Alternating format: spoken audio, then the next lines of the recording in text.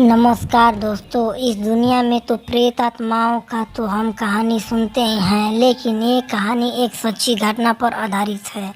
मध्य प्रदेश के बालमपुर गांव के है, जो कि एक ट्रक ड्राइवर है। एक बार की बात है, एक ट्रक ड्राइवर जिसका नाम रामू था, जो अपने ट्रक को दूर दराजे के गाँव में सामान पहुँचाने का काम करता था।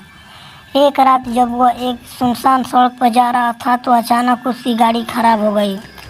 सड़क के दोनों ओर घने जंगल थे और रात का समय था, इसलिए अंधेरा घना था।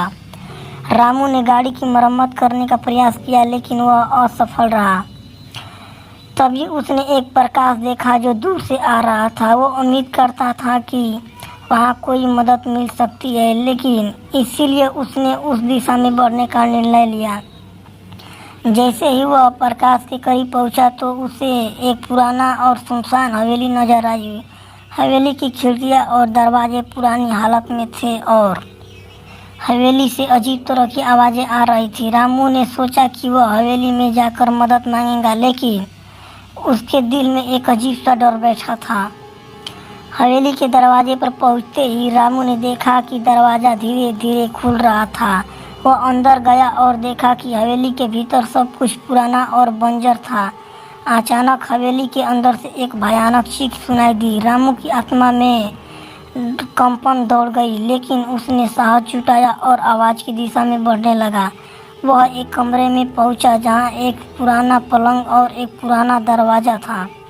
जैसे ही उसने दरवाज़ा खोला, उसने देखा कि कमरे के भीतर एक डरावना आत्मा खड़ी थी, जिसकी आंखें लाल और चमकदार थी।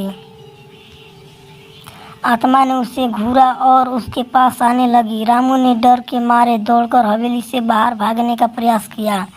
हवेली से बाहर निकलते ही रामू ने देखा कि उसकी गाड़ी ठीक हो चुकी थी। उसने बिना देर किए ट्रक को स्टार्ट किया और वहां से तेजी से निकल गया। वह उस रात को कभी नहीं भूल पाया और हमेशा के लिए उस हवेली की कहानी को अपने दोस्तों को सुनाता रहा। आज भी लोग कहते हैं कि हवेली की आत्मा उन लोगों को परेशान करती है जो उसके करीबी जाने वाले हैं।